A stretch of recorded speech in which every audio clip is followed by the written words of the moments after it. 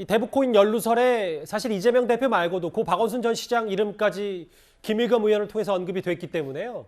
오늘 서울시 국감에서도 이 내용이 나왔습니다. 한번 화면을 보겠습니다. 이게 사실이라면 굉장히 중요한 문제입니다. 왜냐하면 유엔 제재를 받고 있는 북한을 돕겠다는 것, 더군다나 이적 행위를 하겠다는 건데요. 당시 박원순 시장이나 당시 서울시 간부들, 특히 블록체인 관련 업무를 하던 간부들과 어떤 논의가 있었는지 굉장히 궁금합니다. 자세히 확인을 하셔야 할 것 같고요. 문제가 있으면 경찰 등 사법당국에 조사를 요청하셔야 될 것 같습니다. 전임 시장님 시절에 서울시가 어느 선에서 연루돼 있었는지 여부를 아직까지는 사실관계를 확인은 못했습니다. 보고받고 있기로는 실무부서 차원에서는 대북 코인과 관련해서 접촉한 사항은 없다고 아직까지는 보고가 있었고요. 향후에 상황을 파악해보고 문제가 있다면 수사 요청도 검토해보도록 하겠습니다. 서울시의 얘기는 앞서 주진 의원님은 법무부도 이걸 들여다보지 않는다는 입장을 전해들었다고 했는데 서울시 실무부서에서도 이 대북 코인 관련 접촉한 사람은 없었다고 들었다. 만약에 필요하면 수사를 요청할 것이다.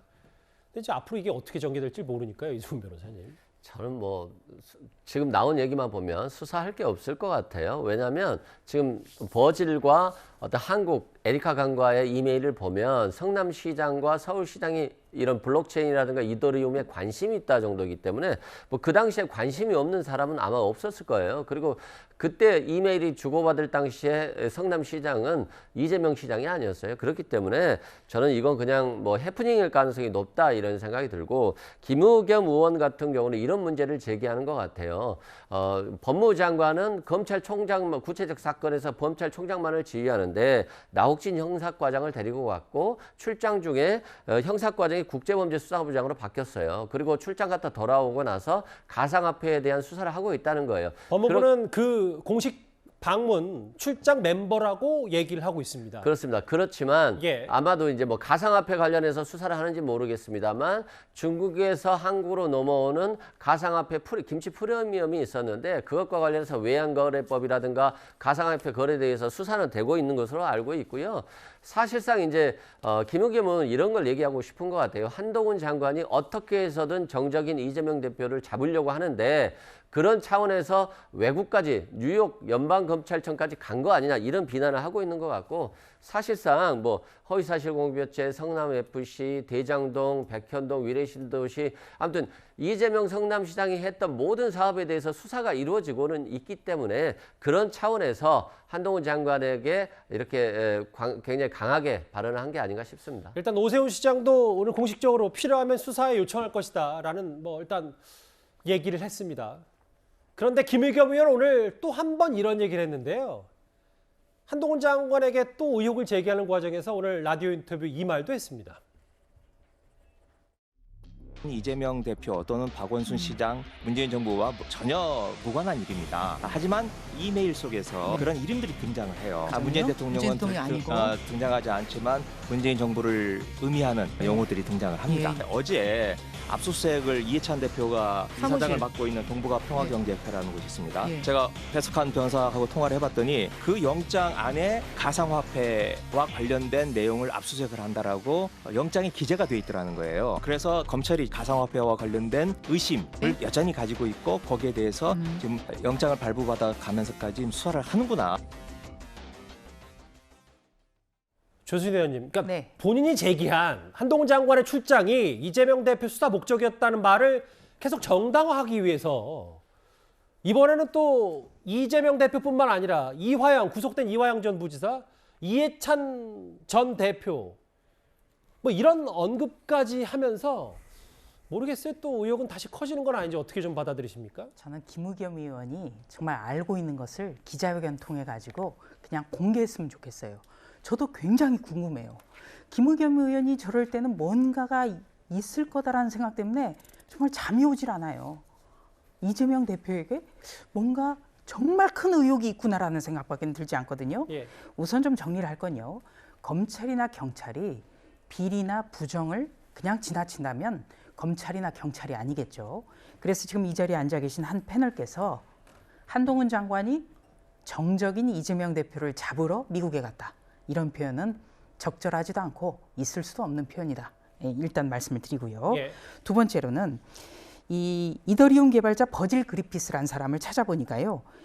이 가상화폐를 대북 제재 피해서 북한으로 우회 송금하는 기술을 소개했다가 미국 법원으로부터 징역 63개월을 선고받은 사람이에요. 맞아요. 김의겸 의원이 최근에 저 사진 걸어놓고 질의를 했었죠. 그런데 이 사람과 관련해서 박원순 서울시장과 이재명 대표가 뭔가 관계가 있다는 것도 김의겸 의원의 주장이었어요. 그런데 미국의 소리 방송에서 나왔을 때는 그냥 2018년 성남시장으로만 적혔단 말이죠. 예. 그런데 2018년 성남시장은 은수미 성남시장이었지 예. 이재명 시장이 또 아니었어요. 맞아요. 그런데 하여튼 김의겸 의원의 주장은 알쏭달쏭하지만 중요한 것은 이 김의겸 의원의 주장에 따르면 그리고 이재명 대표가 대변인으로 임명한 김의겸 의원의 주장을 종합하면 뭔가 큰 게 의혹과 관련이 돼 있다라는 생각밖에 들지 않습니다. 그리고 추미애 전 법무부 장관이 더불어민주당 대표 시절에 드루킹 사건 고발했다가 김경수 전 경남지사가 구속이 됐어요. 예. 고민정 의원 같은 경우에는 김건희 여사 가지고 이상한 의혹을 제기했다가 지금 김정숙 여사의 인도 단독 방문에 진실만 드러났습니다. 정확한 얘기는 뭐 꼭 돈 많이 드는데 김건희 여사가 따라가 되냐 이 얘기를 한 겁니다. 그래서 이제 김정숙 여사의 인도 방문 그 문제가 불거졌죠. 그런데 지금 김의겸 의원 같은 경우에도 알겠습니다. 예. 자꾸 납득하기 어려운 의혹을 부풀림으로 인해서 이재명 대표를 수렁에 빠뜨리고 있다. 전 참 희한하다 이렇게 생각합니다. 여기 보면 다시 볼까요? 그러니까 검찰이 이재명 대표뿐만 아니라 이른바 이해찬 개라고 불리는 이화영 전 부지사 지금 쌍방울 법인카드 의혹 관련해서 구속 수감이 돼 있죠. 그 이해찬 전 대표 이 그룹 내 암호화폐 관련된 의심을 여전히 가지고 있고 수사하고 있다고 생각한다. 계속해서 야권 인사들의 이름이 김의겸 의원을 통해 새롭게 등장을 하고 있습니다. 코인 얘기 나왔으니까요. 오늘 있었던 얘기거리 하나 만나보겠습니다. 이재명 대표 국방위 소속인데요. 이재명 대표가 방산 관련 주식 2억 3천만 원어치를 보유하고 있어서 이게 적절치 않다라는 지적이 오늘 나왔습니다. 한번 화면부터 만나보고 올까요? 제가 이제 개미 중에서도 꽤 큰 개미인데 뭐 왕개미까지 못 되더라도 꽤 큰 개미인 건 맞는데 전 재산을 이 주식을 투자했는데 IMF를 맞이해가지고 거의 모든 계좌가 깡통이 나는 그런 아픔을 겪었습니다. 그때는 주로 제가 소위 말하는 작전주, 소형 투기주, 뭐 부실 주식 이런 것들을 주로 투자를 했다가 엄청난 피해를 입었습니다. 근데 다행인 것은 그 경험을 되살려가지고 우량주 장기 보유라고 하는 걸 통해서 복구를 넘어서 가지고 꽤 많이 이제 수익도 냈습니다. 뭐 일부에서 저보고 주식 그것도 대기업 주식 많이 가지고 있다고 비난하는 분들 계시던데 최근 많이 나오는 얘기 중에 하나가 원래 그 이해충돌 얘기인데 국방위 소속의 이재명 대표가 3월 9일과 5월 10일 그 즈음 사이에 방산 관련 주식을 갖고 있다. 2억 3천만 원어치. 뭐 이게 좀 논란입니다, 오늘. 우선 3월 9일 대선 끝나고 그 6월 1일 날 이제 그 지방선거가 있었는데 그 상황에서 굉장히 그 대선 패배 후유증도 있고 출마 준비도 하고 하려면 정신이 없었을 것 같은데 또 알뜰하게 주식 투자까지 하는 거 보면 정말 이재명 대표의 멘탈은 대단한 것 같습니다.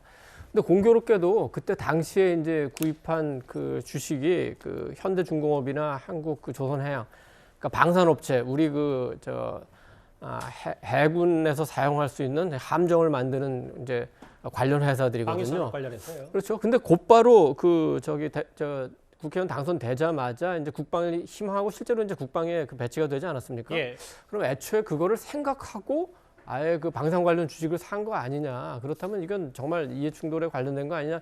이런 의혹이 있어요. 그래서 지금 일단 이제 이재명 대표 측에서는 그런 거 아니고 뭐 우량주를 이제 장기 보유하려고 했다는데 만약에 국방위를 갔다면은 이런 논란이 나오기 전에 뭐 안철수 무슨 의원처럼 대주주는 아니지 않습니까? 2억 3천만 원이 큰 돈이긴 하지만 전체 현대중공업이나 이런 전체 규모에서 보면 아주 일부 아니겠습니까? 그럼 팔았어도 되는데 굳이 왜 그 백지 신탁 관련 심사 청구를 해서 그걸 기다린다고까지 하는지 그건 조금 뭐 이해가 안 가는 측면이 있습니다.